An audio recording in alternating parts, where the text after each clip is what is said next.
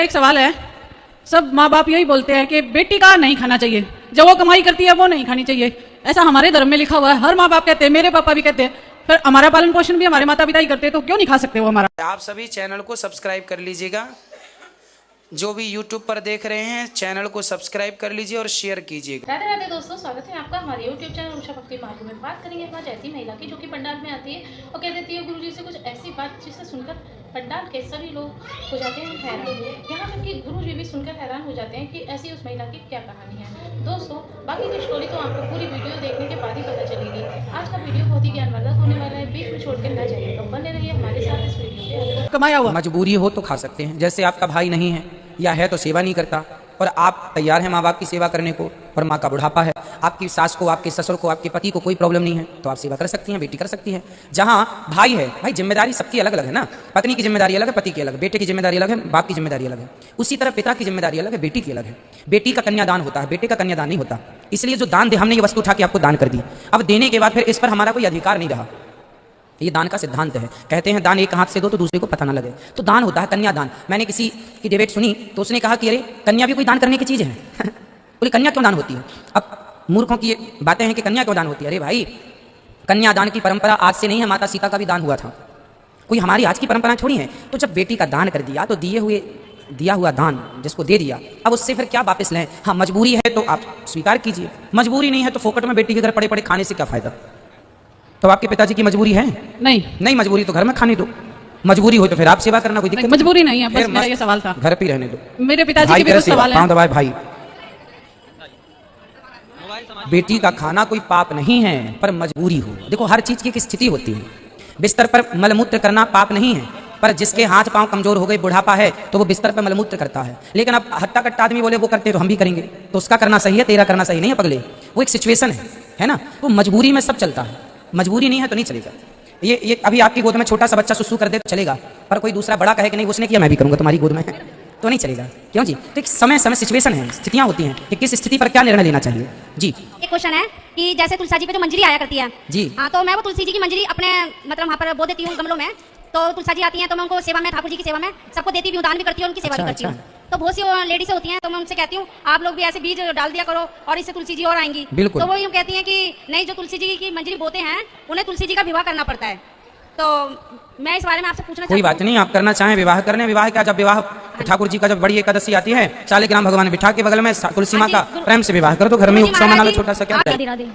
हम आपकी भावक 2 साल से सुन रहे हैं, आपकी भावक सुन के हमारा जीवन ही बदल गया। हमने बहुत पहले ही छोटेपन में भगवान का दर्शन कर लिया था, तो हम भूल गए थे, तब से हमने आपकी भावक सुनी है, तब से वो हमें याद आ गया कि हमने कहाँ पे किया था, कब किया था। तो हम आपकी भागवत सुनते रहे। एक दिन हमारी चोट लग गई सर में, तो हम ऐसे परेशान हो रहे थे कि हमारे सर में चोट लग गई है भगवान, हम तो आपकी भागवत सुनते हैं। तो भगवान ने हमसे आकर कहा कि तुम घबरा क्यों रही हो और तुम्हारी आत्मा साफ है, तुम्हारा परमात्मा से मिलन जरूर होगा। अब मैं ये पूछना चाहती हूँ आपसे गुरुजी कि जो इंसान चला जाता है यहाँ से जीव, वो भगवान में जाके मिल जाता है कि बैकुंठ और साकेत में रहता है? जिसका जितना पुण्य है उसके हिसाब से उसे बैकुंठ, साकेत, गौलोक जो भगवान निश्चित करते हैं वो मिलता है। हम और आप निश्चित नहीं करते कि हमें कौन सा लोक चाहिए, जिधर भेज देंगे उधर जाएंगे। हाँ, और उन्होंने हमें एक दिन ये भी बताया था सपने में आकर कि वो आप तो मैं उन्हें अपने गुरुजी को तुम वो समझ रही हो, आपके नाम लेके बोला था, वो नहीं है, वो भगवान है। तब से उन्होंने हमें बताया, हम आपको तब से भगवान के रूप में देखते हैं। खुश रहिए भगवान जी। आपके जन्म में मेरा कोटि कोटि प्रणाम। मेरा प्रश्न ये है कि श्री राम जी का जन्म 12 कलाओं से युक्त था और श्री भगवान कृष्ण जी का जन्म 16 कलाओं से युक्त था, तो 4 का अंतर क्यों है? आपको ये गलतफहमी है। भगवान राम और भगवान कृष्ण में 16, अच्छे 16 कलाएं क्या हैं बताओ हमें, इनकी कौन कौन सी कलाएं हैं? नहीं, ऐसे सुने थे हम। सुने थे ना? हाँ। सुनना भी पूरा चाहिए, अधूरा सुनेंगे तो ऐसी होगा। ये 16 कलाएं क्या होती हैं और 12 कलाएं क्या होती हैं? लोग चिल्लाते हैं 12 कला 16 कला, पूछ लो कि कलाएं क्या हैं, नहीं बताएगा कोई, पता ही नहीं है। अधूरा ज्ञान है हमारे देश में कुछ लोगों के पास, और वह अधूरा ज्ञान ही कचरा फैलाता है। बात यह है कि भगवान श्री राम में जो 12 कलाओं की बात कही जाती है, वो कला राम जी की नहीं है, वो कला है सूर्य भगवान की, क्योंकि वह सूर्य वंश में आए। सूर्य भगवान की 12 कलाएं होती हैं, मेष, वृष, मिथुन, कर्क, मीन, कन्या, ये 12 राशियां होती हैं, वह ही कलाएं हैं। हर राशि में जाके सूर्य ठहरता है, तो वो 12 कलाएं वो है। और चंद्रमा की 16 कलाएं होती हैं, कौन कौन सी? अमावस्या 1, प्रतिपदा, द्वितीया, तृतीया, चतुर्थी, पंचमी, षष्ठी, सप्तमी, अष्टमी, नवमी, दसवीं, एकादशी, द्वादशी, त्रयोदशी, चतुर्दशी और पूर्णिमा 16 हो गई। 16 कलाओं में चंद्रमा घूमता है अमावस्या से पूर्णिमा तक। तो चंद्रमा की कलाएं 16 हैं। तो चंद्रवंश में भगवान कृष्ण आए तो लोगों ने कह दिया उनकी कलाएं 16। अरे भगवान की कलाएं तो अनंत हैं, 16 नहीं है। भगवान अनंत कलाओं के धनी है। ओ बड़ छोट कहे अपराधु, छोटा बड़ा कहने से अपराध लगता है। धन्यवाद गुरुजी। जी राधे राधे। गुरुजी मेरा एक भैया है, वो मम्मी पापा को बहुत परेशान करता रहता है। मतलब तो आप समझाते नहीं हैं अपने भैया को? हमेशा फोन पे लगा रहता है। कहाँ है वो? बुलाओ, हम बात कर लें। आ नहीं रहा है। लाओ पकड़ के। कहाँ भैया? इनके भैया हो तो आओ। आ नहीं रहा है। चलो समझा ही सकते हैं बेटा, आप भी समझाएंगे, आप लाते तो हम भी समझाते। गुरुजी मेरा दूसरा प्रश्न है, ये जो कान्हा जी को रंग करते तो उन्हें कुछ दिक्कत नहीं होता? नहीं, भगवान का श्रृंगार अच्छे से कर लेना चाहिए। जैसे आप अपनी आंखों में काजल लगाते हैं, जैसे लोग अपना श्रृंगार करते हैं, ठाकुर जी उन्हें कुछ दिक्कत नहीं होता? ना, कोई दिक्कत नहीं। ओके। श्रृंगार कर लेना चाहिए। राधे राधे गुरुजी। जी गुरुजी मेरा एक सवाल है, जैसे हम शिव जी को जो चावल चढ़ाते हैं एकादशी के दिन हम चढ़ा सकते हैं क्या? एकादशी के दिन ना चढ़ाओ तो अच्छा है। और दूसरा सवाल ये है गुरुजी, रुद्राक्ष जो होता है वो पहन सकता है हर कोई? हाँ, सब कोई पहन सकता है। हमारा ये मैंने आपके द्वारा ही सुना था कि गणेश जी जो हैं श्री कृष्ण भगवान के स्वरूप हैं। ठीक है, लेकिन आप बताते हैं कि गणेश जो हैं वो एक पद का नाम है। ठीक है। इसके बारे में कंफ्यूज हूँ गुरुजी, ये पूछना चाहता हूँ। भाई गणेश जी के पद पर जो बैठे हैं अभी वह भगवान श्री कृष्ण ही है, ये समझो। जी दूसरा क्वेश्चन मेरा ये है जी। कि आप बोलते हैं विसर्जन के बारे में, तो हमें विसर्जन अपनी झूठी बहुत मतलब जो भी गंदी चीजें कमियां हमें उनके बारे में करना चाहिए। बिल्कुल। लेकिन ऐसा होता नहीं है। गणेश विसर्जन क्यों होता है? कभी भगवान का विसर्जन नहीं किया जाना चाहिए? बेटा देखो, मंदिर में जो भगवान बैठे हैं क्या उनका विसर्जन होता है? नहीं होता। नहीं। जो मिट्टी के ठाकुर जी बनाए जाते हैं 10 दिन के लिए, 15 दिन के लिए, उनकी प्रतिष्ठा उतने दिनों के लिए ही होती है, वो कंटिन्यू अखंड नहीं होती। नहीं, कहीं से हमने मतलब कहीं पर पढ़ा था वैसे एफबी वगैरह पर, तो वहाँ पर लिखा हुआ था कि ऐसा नहीं करना चाहिए। क्या उचित है या अनुचित है? मिट्टी के गणेश जी बनाना चाहिए, मिट्टी की दुर्गा जी बनाना चाहिए और पूजा करके उनका समय पर आवाहन होता है, फिर विसर्जन करके वो मिट्टी को एक गमले में डाल करके उसमें तुलसी लगा दो। अब जैसे आजकल गणेश जी पीओपी के बना देते हैं, पानी में डालने के बाद वो गलती नहीं है, ये सब गलत है। पहले के जमाने में नेचुरल था, माटी के सब होता था, तो माटी जाके माटी में मिल जाती थी, कोई दोष नहीं था। मंदिर में जो मूर्तियां बैठी हैं क्या उनका विसर्जन होता है? नहीं होता। लेकिन जो मिट्टी की मूर्ति होती है ना, उनका विसर्जन होता है, क्योंकि वह टेम्परेरी कुछ दिनों के लिए प्रतिष्ठा की जाती है उन पर। जी गुरुजी, लास्ट सवाल मेरा कि श्री कृष्ण भगवान जब इस धरती पर से गए थे तब बघेले ने बाण मारा था, इस तरीके से गए थे, आपके द्वारा सुना हुआ है। हाँ, हाँ। लेकिन श्री रामचंद्र जी किस तरीके से गए हमने आज तक नहीं सुना। भगवान यमुना जी में सरयू जी के द्वारा स्नान करते हुए जल समाधि के द्वारा परमधाम गए थे। जी जय श्रीमन्नारायण। जय श्री नारायण। बोलो। गुरुजी मेरा एक प्रश्न है, जैसे अभी एक बात आपसे हुई थी, मिट्टी की मूर्ति का विसर्जन किया जाता है।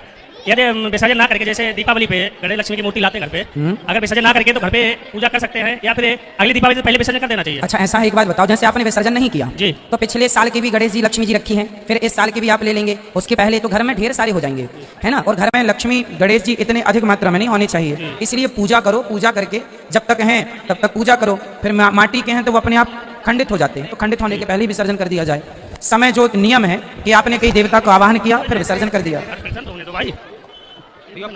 गुरुजी जब बाली जो था पापी नहीं था ना, तो भगवान ने उसका वध क्यों किया? क्यों? दूसरे अपने भाई की पत्नी को अपने घर में रखा, ये पाप नहीं है? लेकिन बाद में ये क्यों कहा था कि बताओ बाली मैं तुम्हें जीवन दान देता हूँ, चाहो तो किसकिंदा में जाके राज कर सकते हो, बाद में ये बात क्यों कही? अरे वो भगवान है जी। भगवान कहने के यदि भगवान जिंदा मरे को जिंदा कर दे, भगवान कहते हैं तो क्या बुराई है? कह दिया। जब उसने कहा कि प्रभु, जब उसने सरेंडर कर दिया, जब उसने समर्पण कर दिया, तब भगवान ने कहा कि जब आदमी कितना भी बड़ा पापी हो, जब वह अपने आप को समर्पित कर देता है भगवान के चरणों में, तो वह परम पवित्र हो जाता है। जी मेरा नाम सुरेश सक्सेना है, मैं कासगंज से आया हूँ।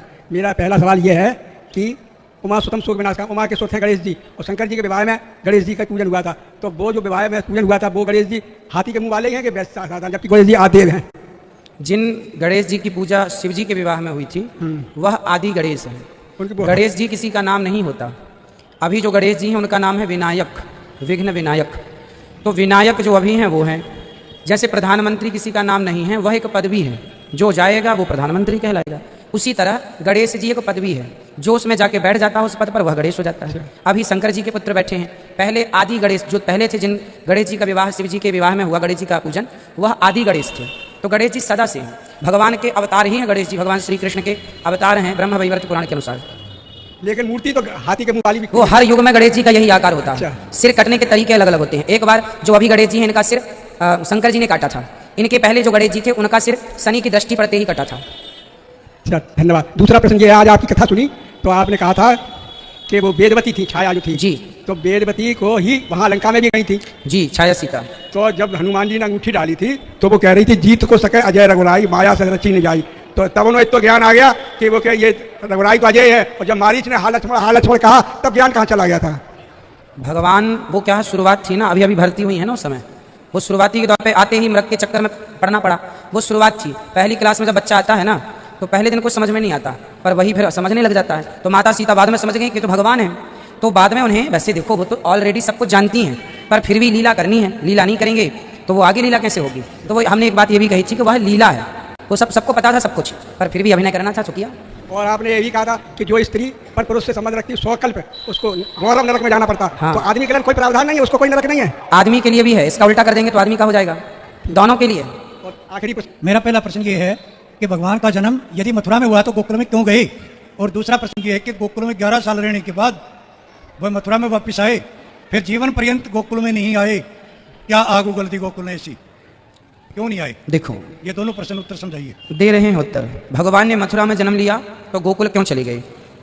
एक बात बताइए, पानी बरस, माइक लिए रहिए, पास में लगाइए, मुख के पास लगाइए माइक। जब पानी बरसता है, सुन रहे हैं आप, सुन रहे हैं आप? सुन रहा हूँ। हाँ सुनिए, जब पानी बरसता है तो पानी पहाड़ में भी बरसता है, समतल भूमि पर भी बरसता है, पानी सब जगह बरसता है, परंतु ठहरता कहाँ है? जहाँ गहराई होती है। सिमट सिमट जल भरे ही तलावा, जहाँ गहरा होगा वहाँ पानी सिमट कर भर जाएगा। उसी प्रकार दुष्ट कंस के यहाँ भगवान ने जन्म तो लिया, पर दुष्ट के यहाँ रहते कैसे? इसलिए सज्जन नंद बाबा और सज्जन वसुदेव जी, नंद बाबा और यशोदा के यहाँ उनके हृदय में प्रेम की गहराई थी। तो भगवान को क्या पसंद है? राम ही केवल प्रेम प्यारा। तो जहाँ प्रेम मिलेगा, आप लोग भी वहीं जाते हैं जहाँ प्रेम मिलता है। आपका जन्म भले कहीं हो जाए, पर रहते वहाँ है जहाँ आपको प्रेम ज्यादा मिलता है। उसी तरह जन्म भगवान ने मथुरा में लिया, पर वहां उनके माँ बाप के साथ कंस ने अत्याचार किया, तो उनके साथ कौन सा प्रेम की वो बात करता है, इसलिए भगवान वहां चले गए जहां प्रेम था, इसलिए वहां से गोकुल आ गए। पहला। दूसरा, आपने कहा कि भगवान गोकुल छोड़ के गए, मथुरा मथुरा छोड़ के गए, फिर कभी नहीं आए, आपने ये कहा। जबकि बात यह है कि भगवान को 100 वर्ष के बाद भगवान ने 125 वर्ष की लीला की है, जिसमें 100 वर्षों के बाद भगवान पुनः वृंदावन वापस आए थे अपनी गोपियों से मिलने के लिए। 100 वर्षों के बाद आए थे, जहां पर श्री राधा रानी से उनकी पुनः भेंट हुई थी। राधा रानी को 100 वर्ष का वियोग था, श्राप दिया था श्री रामा ने। ये बात गौलोक धाम की है, श्राप वहां मिला था कि श्री कृष्ण से आपका 100 वर्षों का वियोग होगा, इसलिए 100 वर्षों के लिए भगवान चले गए। 100 वर्षों के बाद मिलने भगवान यहाँ आए।